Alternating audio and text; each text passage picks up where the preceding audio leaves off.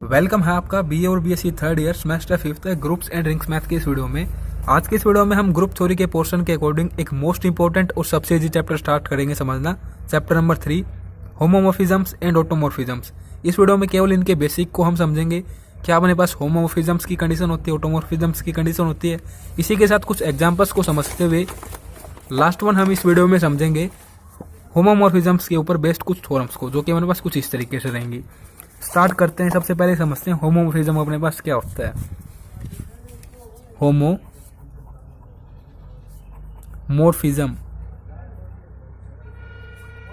देखिए होमोमॉर्फिज्म एक तरीके की अपने पास मैपिंग होती है। जैसे कि ये दो वर्डों से मिलकर बना है, ये होमोमॉर्फिस, ठीक है। मॉर्फिज्म मीन्स मैपिंग, एक तरीके से function. Homo means same, mapping with respect to same algebraic structures या सिस्टम। जैसे कि मैपिंग अपने पास हम दिखाएंगे ग्रुप से ग्रुप के बीच में या फिर रिंग से रिंग के बीच में। ऐसा नहीं होगा बिल्कुल भी कि हम ग्रुप से रिंग पर दिखा रहे हैं मैपिंग या फिर रिंग से ग्रुप में दिखा रहे हैं, उसको हम होमोमॉर्फिज्म नहीं बोलेंगे, ठीक है। तो सेम का मतलब यही होता है अपने पास, ग्रुप से ग्रुप, रिंग से रिंग। Morphism means mapping. इस चैप्टर में हम स्टडी करेंगे होमोमॉर्फिज्म्स ऑफ ग्रुप्स। और जब हम रिंग के बारे में स्टडी करेंगे, रिंग के बिटवीन हम स्टडी करेंगे मैपिंग को, तो वो अपने पास हम समझेंगे चैप्टर नंबर जो 7 है अपने पास रिंग थ्योरी के अकॉर्डिंग होमोमॉर्फिज्म्स ऑफ रिंग, इसको हम बोलेंगे, ठीक है। अब एक बार डेफिनेशन को रीड आउट करते हैं, फिर आपको मैं क्लियर आउट कर दूंगा सब कुछ। Let G1 and G2 be two group, दो ग्रुप हमने ले लिए G1 एंड G2, जिनके बीच अपने पास मैपिंग होगी with respect to binary option यहाँ पर है O एंड स्टार। ये अपने पास जनरल है। यहाँ पर क्वेश्चन में हमें पॉजिटिव नेगेटिव मल्टीप्लिकेशन कुछ इस तरीके से देखने को मिलेंगे बाइनरी ऑपरेशन, ठीक है।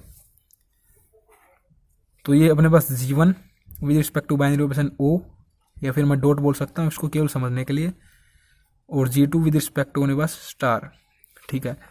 ये अपने पास ग्रुप है जो कि डोमेन की तरह एक्ट करेगा, और जो इस पर फंक्शन अप्लाई करेंगे हम फ्रॉम G1 से G2, तो ये अपने पास एज ए एक्ट करेगा कोडोमेन, ठीक है। अब ये फंक्शन यदि एक कंडीशन अपने पास यदि सेटिस्फाई करता है तो इसको हम बोलते हैं होमोमॉर्फिज्म्स फ्रॉम G1 टू G2, ठीक है। इस फंक्शन को ही हम बोलते हैं होमोमॉर्फिज्म।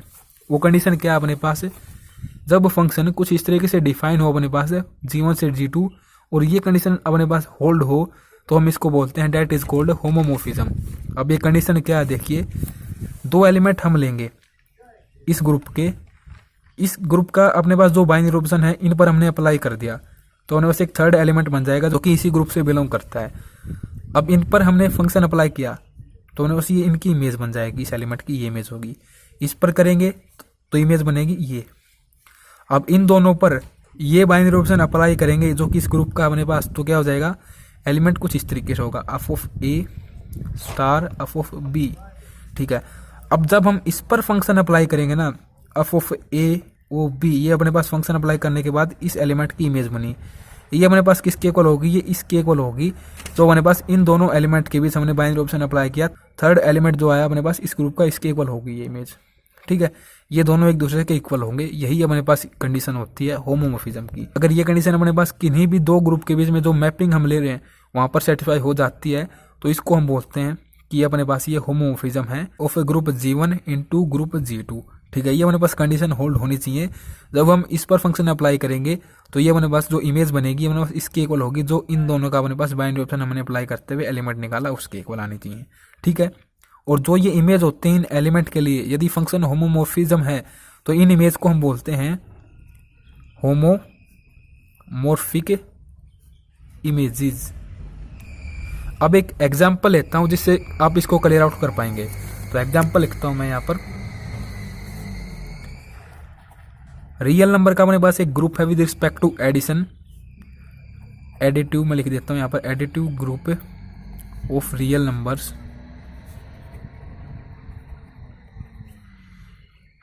एंड एक नॉन जीरो रियल नंबर्स का ग्रुप अपने पास with respect to multiplication, multiplicative group of non zero real number. Real number में अपने पास सभी तरीके के नंबर आते हैं उनमें से यदि हम 0 को हटा दें तो उसको बोल लेंगे non zero real number. The mapping, इनके बीच अपने पास हम मैपिंग लेंगे from group of real number से into group of non zero real number, जो कि अपने पास मल्टीप्लीकेशन के रिस्पेक्ट में ऐसे फंक्शन अपने पास डिफाइन होगा। और फंक्शन अपने पास कुछ इस तरीके से है 3 की पावर x की फॉर्म में। फॉर ऑल x अपने पास वो एलिमेंट है जो कि अपने पास रियल नंबर के ग्रुप में है, is a homomorphism of real number group into non zero real number group became for any x1 x2 belong to real number group. देखो अपने पास ये क्वेश्चन कहता है कि अपने पास 2 रियल नंबर के ग्रुप हैं इस तरीके से, एक में अपने पास रियल नंबर है, एक में अपने पास नॉन जीरो रियल नंबर्स हैं। ये एडिशन के रिस्पेक्ट में, ये मल्टीप्लीकेशन के रिस्पेक्ट में, इनके बीच हम मैपिंग लेंगे और जो फंक्शन डिफाइन होगा ना मैपिंग में कुछ इस तरीके से होगा। अब अपने पास यदि ये कंडीशन होल्ड हो जाती है, जैसे कि हम 2 एलिमेंट लेंगे x1 और x2। यहाँ पर मैं स्टार्ट करता हूँ क्वेश्चन के प्रूफ को। x1 x2 अपने पास एलिमेंट हैं। फर्स्ट जो अपने पास ग्रुप है इसके, ये अपने पास एज ए डोमेन आप समझ सकते हो, ये group as a domain act करता है। और सेकंड अपने पास ये ग्रुप है नॉन जीरो रियल नंबर का विद रिस्पेक्ट टू मल्टीप्लीकेशन, ये एज ए को डोमेन होगा जब हम डोमेन पर फंक्शन अप्लाई करेंगे। और फंक्शन अपने पास है f of x equal to 3 की पावर एक्स की फॉर्म में, ठीक है। तो इसकी इमेज क्या बनेगी, अब इसकी इमेज यहाँ पर बनेगी अपने पास एफ ऑफ x1 जो कि किसके इक्वल होगी 3 की पावर x1 के इक्वल, ठीक है। ये अपने पास 3 की पावर x1 लिख सकते हैं इसको। और ये अपने पास क्या होगा यहाँ पर f of x2 equal to function पर अप्लाई किया हमने x2, तो अपने पास ये इमेज है इस एलिमेंट की 3 की पावर x2। अब इन दोनों एलिमेंट के बीच ये बाइनरी ऑप्शन हम अप्लाई करेंगे तो थर्ड एलिमेंट अपने पास इस तरीके से बनेगा। अब इसकी जो इमेज होगी अपने पास ये कुछ इस तरीके से है यहाँ पर, और ये किसके इक्वल आने चाहिए अपने पास, इन दोनों के बीच में जो इस ग्रुप का हम बाइनरी ऑप्शन अप्लाई करेंगे उसके इक्वल ये आनी चाहिए अपने पास, ठीक है। तो ये अपने पास किसके इक्वल ले सकते हैं हम x1 प्लस x2, तो यहाँ पर हो जाएगा ये 3 की पावर x1 प्लस x2। और ये अपने पास किसके इक्वल आएगी, देखो इसको हम इस तरीके से ले सकते हैं क्योंकि बेस सेम होने की वजह से पावर ऐड हो जाती है, आपको अच्छे तरीके से पता है। और ये अपने पास क्या है एफ ऑफ x1 और इनटू में एफ ऑफ x2 की वैल्यू ये है। तो हमने ये शो कर दिया कि जो ये फॉर्म है अपने पास ये किसके इक्वल है, multiplication of F of x1 into में एफ ऑफ x2। तो इस तरीके से जो ये फंक्शन अपने पास है इसको हम कहेंगे homomorphism from group of real numbers into non zero real numbers, ठीक है। और इन इमेजेस को हम बोलेंगे होमोमॉर्फिक इमेज। तो इस तरीके से हमारे पास होमोमॉर्फिक की कंडीशन होती है। जो हम ये लेंगे यहाँ पर इस एलिमेंट की इमेज, ये अपने पास किसके इक्वल होनी चाहिए, जो अपने पास ये 2 एलिमेंट हैं इनके बीच में अगर हम बाइनरी ऑपरेशन अप्लाई करें उसके इक्वल होनी चाहिए, जैसा कि हमने यहाँ पर शो कर दिया है इसको। तो इसी तरीके के अपने पास क्वेश्चंस हमें देखने को मिलेंगे। सभी क्वेश्चंस काफ़ी इजी होंगे, जैसे जैसे हम क्वेश्चंस की ओर बढ़ेंगे वैसे वैसे सारा कंसेप्ट आपको क्लियर आउट होता चला जाएगा। अब कुछ अन्य टर्म्स हमारे पास कुछ इस तरीके से monomorphic, एम्पीमॉर्फिक, tribal homomorphic, identity homomorphism, ये सब कुछ क्या इसको समझते हैं। देखो यदि कोई फंक्शन हम ये शो कर देते हैं कि वो अपने पास होमोमॉर्फिज्म है, तो उसके बाद कुछ कंडीशन यदि और वो फंक्शन सेटिस्फाई करता है, जैसे कि वो फंक्शन अपने पास इस तरीके से है होमोमॉर्फिज्म, और होमोमॉर्फिज्म के साथ साथ अगर वो 1-1 भी है फंक्शन तो उस फंक्शन को हम कहेंगे मोनोमॉर्फिज्म। और सेकेंडली अगर ये अपने पास होमोमॉर्फिज्म है, जैसे कि मैं यहाँ पर लिख देता हूँ एक टेबल बनाते हुए ताकि आप इजिली इसको समझ पाएं। इफ फंक्शन इज होमोमॉर्फिज्म, अगर उसके साथ कुछ अनदर कंडीशन भी सेटिस्फाई हो जाती है होमोमॉर्फिज्म होने के साथ साथ, फंक्शन की क्या क्या कंडीशन होती है अपने पास, या तो वो वेल डिफाइंड होगा, ऑन टू होगा, इन टू होगा, 1-1 होगा, ठीक है। इन्हीं कंडीशन को हम स्टडी कर रहे हैं यहाँ पर। तो सबसे पहले देखिए अगर वो होमोमॉर्फिज्म को मैं सिंपल यहाँ पर होमो लिख रहा हूँ, ठीक है, आप समझ सकते हो, और इसी के साथ वो फंक्शन अपने पास 1-1 भी है, तो इसको हम बोलेंगे मोनोमॉर्फिज्म। बिल्कुल इसी तरीके से जिस तरीके से हम होमोमॉर्फिज्म बोलते हैं, ये हमारे पास मोनोमॉर्फिज्म की कंडीशन होती है कि फंक्शन हमारे पास होमोमॉर्फिज्म होना चाहिए और वो हमारे पास 1-1 भी होना चाहिए, ठीक है। सेकेंडली अगर फंक्शन अपने पास होमोमॉर्फिज्म है और वो अपने पास 1-1 प्लस ऑन टू है, मतलब कि सबसे पहले तो ऑन टू को डिस्कस कर लेते हैं। होमोमॉर्फिज्म के साथ वो ऑन टू है अपने पास, तो उसको हम बोल देंगे एम्पीमॉर्फिज्म, इनको आपको याद करने की जरूरत नहीं है, जैसे जैसे हम क्वेश्चंस करेंगे वैसे वैसे सब कुछ आपको याद होता चला जाएगा, केवल आपको समझना है यहाँ पर। ठीक है, थर्ड अपने पास है, यदि फंक्शन होमोमॉर्फिज्म है और वो 1 1 भी है और ऑन टू भी है, 1 1 भी है वो और ऑन टू भी है अपने पास, तो उसको हम बोलेंगे आइसोमॉर्फिज्म। यदि एक तरीके से आप समझ सकते हो, आइसोमॉर्फिज्म अपने पास है, अगर फंक्शन मोनोमॉर्फिज्म में है और एम्पीमॉर्फिज्म है तो उसको भी हम आइसोमॉर्फिज्म बोलते हैं, क्योंकि इन दोनों में होमोमॉर्फिज्म तो है ही, 1 1 और ऑन टू में दिखा देंगे तो उसको हम आइसोमॉर्फिज्म बोलेंगे। ठीक है, फोर्थ अपने पास है, इफ जो फंक्शन वो होमोमॉर्फिज्म है ना अपने पास है, वो जिन ग्रुप के बीच में होमोमॉर्फिज्म है, अगर वो ग्रुप अपने पास सेम हमने ले रखे हैं, जैसे कि यहाँ पर तो अपने पास डिफरेंट ग्रुप हमने ले रखे हैं, ये रियल नंबर का है, सभी रियल नंबर आ जाते हैं, इसमें नॉन जीरो रियल नंबर है, अगर इन दोनों को हम रियल नंबर का ले लें और same binary operation with respect to ले लें, तो इस केस में अपने पास है दोनों जब ग्रुप इक्वल हो जाएं, देन फंक्शन अपने पास ये सभी कंडीशन जो ऊपर मैंने लिख रखी हैं, होमो तो हो ही हो, ऑन टू 1 1 भी हो, तो उसको हम बोलेंगे ऑटोमॉर्फिज्म। यदि अपने पास ग्रुप क्या हो जाएं, एक दूसरे के इक्वल हों दोनों। ठीक है, यहाँ पर आप इस तरीके से लिख सकते हो कि फंक्शन अपने पास एमपी प्लस मोनो हो और अपने पास कंडीशन ये हो कि दोनों ग्रुप सेम है, तो उसको हम ऑटोमॉर्फिज्म बोल देंगे।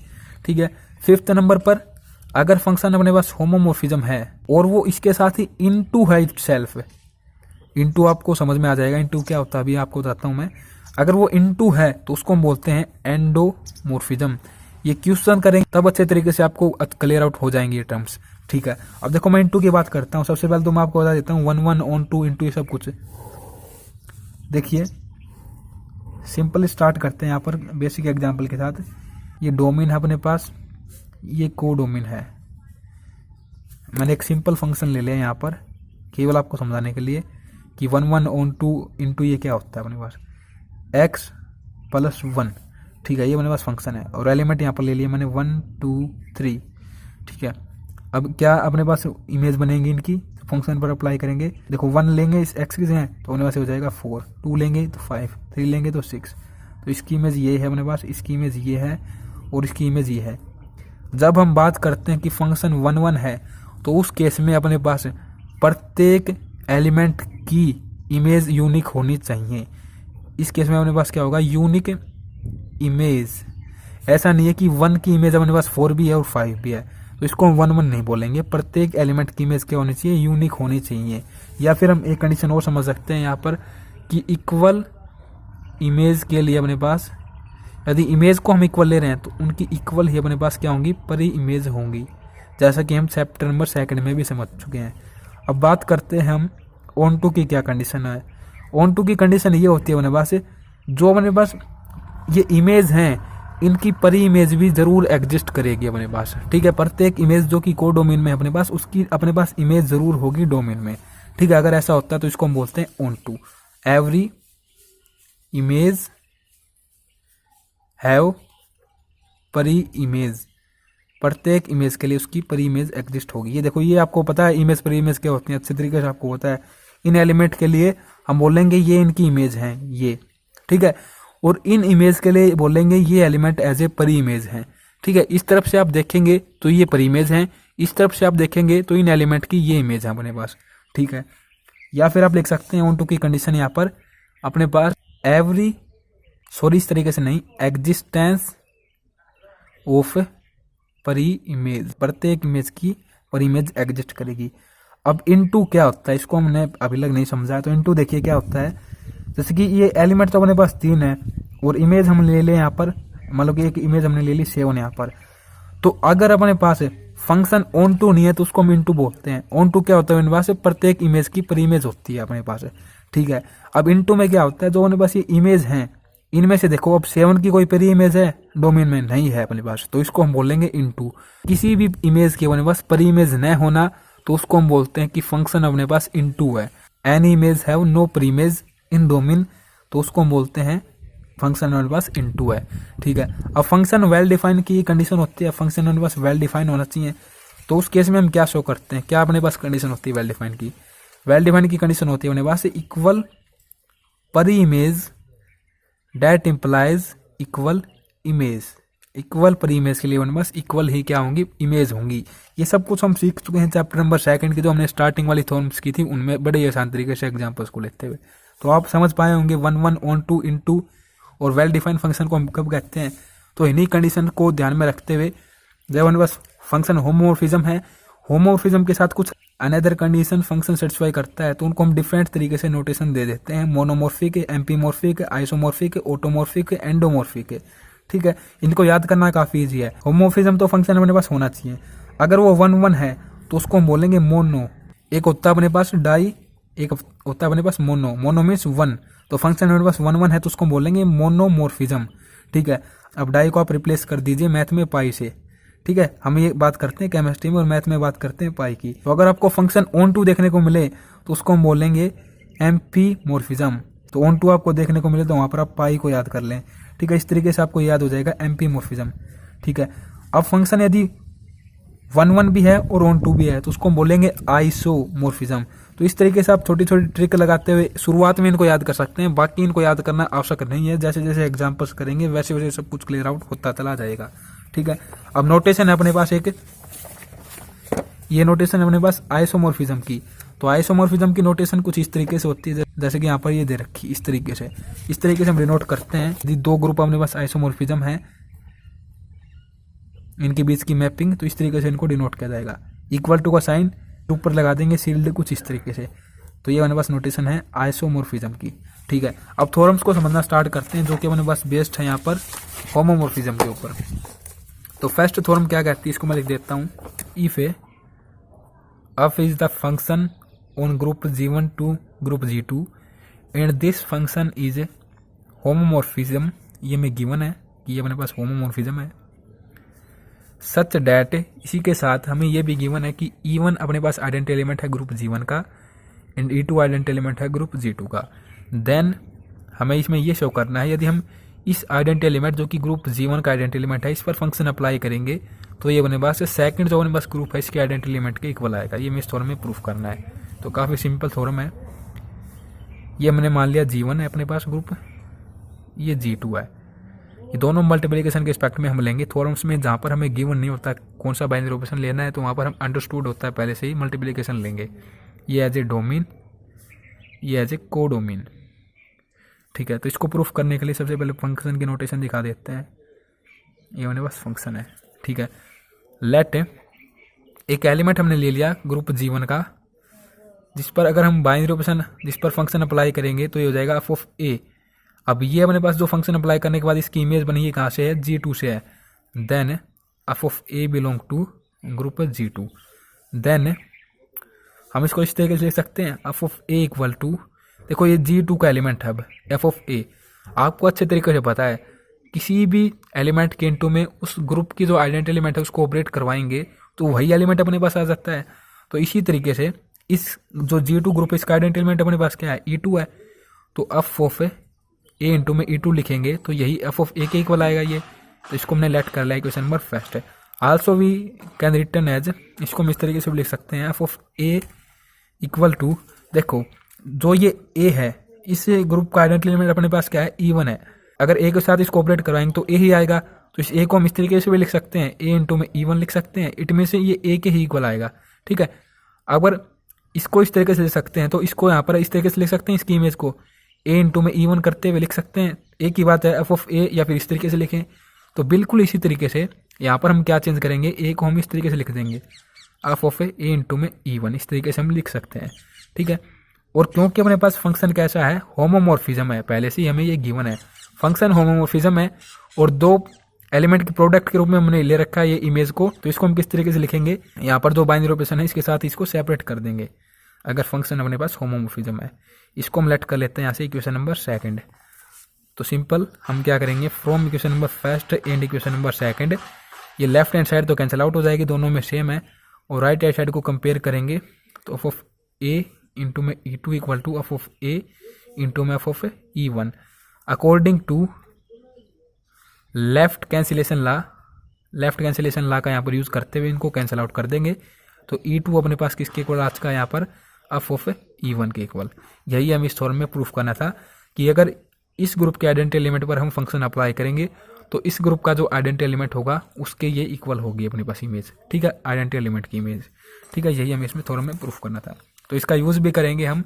आपको यहाँ से ये याद रखना केवल कि आइडेंटिटी एलिमेंट पर जब फंक्शन अप्लाई करेंगे तो सेकंड ग्रुप की आइडेंटिटी एलिमेंट के ही इक्वल वो अपने पास उसकी इमेज होगी, ठीक है। नेक्स्ट फॉर्म अपने पास है इफ है। इसमें भी अपने पास ग्रुप G1 से G2 पर फंक्शन होमोमॉर्फिज्म हमें गिवन है, होमोमॉर्फिज्म। देन हमें यह प्रूव करना है f of a inverse equal to f of a इसका whole inverse for all a belong to G1, ठीक है। अपने पास जो ये एलिमेंट समझ सकते हो या फिर ये समझ सकते हो आप, एफ ऑफ ए का इनवर्स इसके इक्वल आएगा। एफ ऑफ ए एलिमेंट है कि इसका इनवर्स क्या होगा, ये होगा एलिमेंट, ठीक है। इसमें हमें ये प्रूव करना है केवल। तो यहाँ पर हम लेंगे G1 ग्रुप को, यहाँ पर लेंगे G2 ग्रुप को, इसके बीच ये फंक्शन है कुछ इस तरीके से अपने पास G1 G2। एक एलिमेंट ले लिया हमने इसका A, तो इस एलिमेंट का इनवर्स भी एग्जिस्ट करेगा इसी ग्रुप में, ठीक है। तो इसका इनवर्स ये होगा। इस पर फंक्शन अप्लाई किया तो क्या हो जाएगा, एफ ऑफ ए इसकी इमेज। इस पर फंक्शन अप्लाई करेंगे तो क्या हो जाएगा, एफ ऑफ ए इनवर्स इसकी इमेज। अब इन दोनों को ऑपरेट करवाएंगे तो ए इंटू में ए इनवर्स इक्वल टू क्या हो जाएगा, आइडेंटिटी एलिमेंट है। तो इसको हम किस तरीके से लिख सकते हैं, देखो इसको इस तरीके से इस पर फंक्शन अप्लाई किया तो एफ ऑफ ए इंटू में ए इनवर्स इक्वल टू, तो फंक्शन अपने पास होमोमॉर्फिज्म है तो इसको लिख सकते हैं एफ ऑफ ए इंटू में एफ ऑफ ए इनवर्स, इस तरीके से लिख सकते हैं ना, ठीक है। तो ये आपको समझ में आ चुका किसको किस तरीके से हम लिख सकते हैं। अब देखिए हम किस तरीके से इसका प्रूफ करेंगे। लेट ये अपने पास हमने एलिमेंट ले लिया ग्रुप G1 का, डेट इम्प्लाइज ए इनवर्स जो कि इसका इनवर्स होगा ये भी अपने पास इसी ग्रुप से बिलोंग करेगा।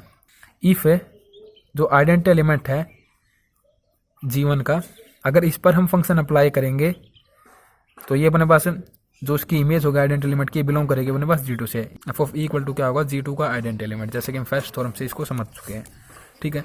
तो देखो f of e equal to हम इस तरीके से लिख सकते हैं, एफ ऑफ ए इंटू में इनवर्स अकॉर्डिंग टू दिस, इस तरीके से लिख सकते हैं ना आइडेंटिटी एलिमेंट को हम, ए इंटू में इनवर्स। और जब हमने इस पर फंक्शन अप्लाई कर दिया ना तो ये फॉर्म हो जाएगी अपने पास। जैसे कि आप समझ सकते हैं ई को हम इस तरीके से लिख सकते हैं। अब हमने क्या कर दिया, फंक्शन अप्लाई कर दिया बोथ साइड, तो ये अपने पास ये फॉर्म हो जाएगी।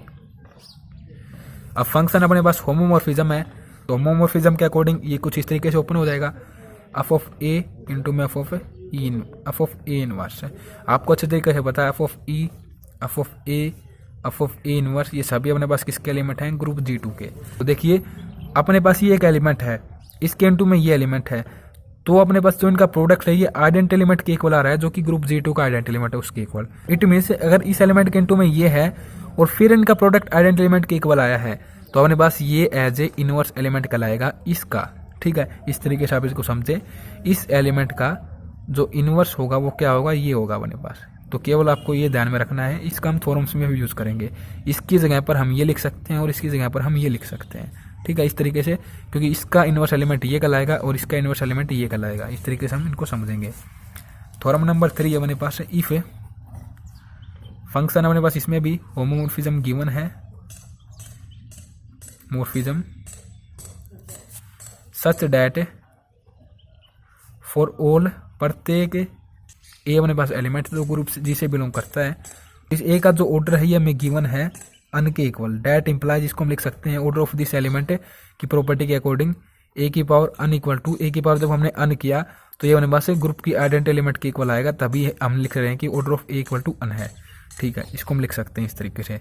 इसके साथ ही हमें ये गिवन है यदि इस एलिमेंट पर फंक्शन अप्लाई किया तो जो इसकी इमेज बनी उसका ऑर्डर हमें गिवन है ये अम के इक्वल है, ठीक है। देन हमें इस थ्योरम में ये प्रूव करना है m is a divisor of n, जो ये अम है एज ए डिवाइजर वर्क करता है इस अन के लिए, अन बाई अम, या अम यहाँ पर एज ए डिवाइजर है अन के लिए, ये हमें शो करना है इस थ्योरम में।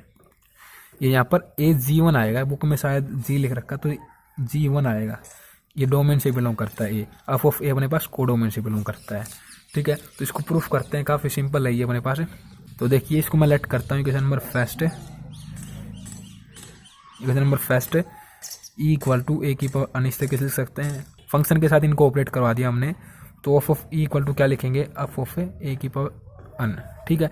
अब इसको किस तरीके से लिख सकते हैं, एफ ऑफ ए इंटू में ए की पावर अन है तो अन टाइम्स इनका प्रोडक्ट होगा, ठीक है। अब इनको हम क्या लिख देंगे, एफ ऑफ ए इंटू में एफ ऑफ ए, इसी तरीके से अन टाइम्स तक इनका प्रोडक्ट होगा, ठीक है। इस तरीके से लिख सकते हैं।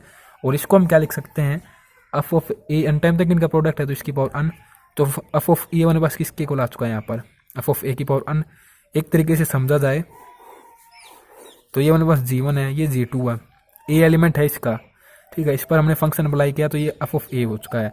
अब इसका ऑर्डर क्या अपने पास है, इसका ऑर्डर अपने पास है अन, इसका ऑर्डर हमें गिवन है अम के इक्वल, ये सब कुछ हमें गिवन है। हमने यहाँ से अब क्या ऑब्जर्व किया, एफ ऑफ ए इस ग्रुप का ये एलिमेंट है G2 का, ठीक है, और एफ ऑफ ई इस ग्रुप की आइडेंट एलिमेंट है। एफ ऑफ ए की पावर जब हमने अन की तो ये आइडेंट एलिमेंट हमें मिल रहा है इस ग्रुप का। इट मीन्स ये अपने पास है एज ए ऑर्डर बोल लेंगे हम इसका, बट हमें गिवन क्या है, हमें गिवन तो इसका ऑर्डर ये है अम, तो हम इसको क्या कहेंगे, जो इसका ऑर्डर होगा यहाँ पर इन दिस केस ये अपने पास या तो इक्वल होगा अन के, ठीक है, या फिर इससे छोटा होगा, ठीक है। जैसा कि हमें गिवन है ना अम, ये अपने पास है least positive integer, least positive integer. एक तो होता है अपने पास, जैसे कि आप मान के चलिए कोई ग्रुप है अपने पास, उसका एक एलिमेंट है अपने पास आइटा, और उस ग्रुप के आइडेंट एलिमेंट अपने पास है 1, तो आइटा की एक तो पावर हम करें 4 और एक करें पावर 8। 4 करने पर भी 1 आएगा आइडेंट एलिमेंट ऑफ दिस ग्रुप, 8 करने पर भी 1 आएगा आइडेंट एलिमेंट ऑफ दिस ग्रुप। अब ऑर्डर ऑफ एलिमेंट हम किसे कहेंगे, इसे कहेंगे, क्योंकि लिस्ट पॉजिटिव इंटीजर तो यही है ना। पहले हमने 4 किया तब तो 1 आया, 8 कर लें फिर 16 कर लें वो तो 1 आएगा ही आएगा, लेकिन लिस्ट पॉजिटिव जो इंटीजर होता है ना वो ये होता है अपने पास है, जो कि सबसे छोटी पावर लेने पर हमें आइडेंट एलिमेंट मिले। तो ये अपने पास लिस्ट पॉजिटिव इंटीजर है, और ये अपने पास लिस्ट पॉजिटिव इंटीजर से कोई बड़ी वैल्यू है या फिर उसके इक्वल ही हो सकती है, ऐसा हम लेते हुए चलते हैं, जैसे कि हमने ऑर्डर ऑफ एन एलिमेंट समझा था एक्सरसाइज 1.2 में उसके अकॉर्डिंग, ठीक है। तो इसको मैं मानता हूँ इक्वेशन नंबर 2 यहाँ पर, और इसको मैं मानता हूँ इक्वेशन नंबर 1 यहाँ पर। फ्रॉम इक्वेशन नंबर 1 एंड 2 हम इस कंक्लूजन पर पहुंचते हैं, m is a divisor of a n, m as a divisor work करेगा अन के लिए, क्योंकि आप यहाँ से देख सकते हैं ये अपने पास अम है जैसा कि हमें गिवन था लिस्ट पॉजिटिव इंटीजर, और ये अपने पास अन है जो हमें ये प्राप्त हुआ। अब तो 4 जो है ना ये 8 के लिए एज ए डिवाइजर वर्क करेगा, इसको कंप्लीट डिवाइड कर देगा 8 को 4, तो इस तरीके से इस 4 को हम कहते हैं डिवाइजर ऑफ 8। बिल्कुल इसी तरीके से यहाँ पर हम बोलेंगे m is a divisor of this n. यही हमें इस थ्योरम में प्रूफ करना था। वीडियो को देखने के लिए आप सभी दोस्तों का बहुत बहुत धन्यवाद। नेक्स्ट वीडियो में इस एक्सरसाइज के हम 5 तक के एग्जाम्पल्स को समझ रहे होंगे।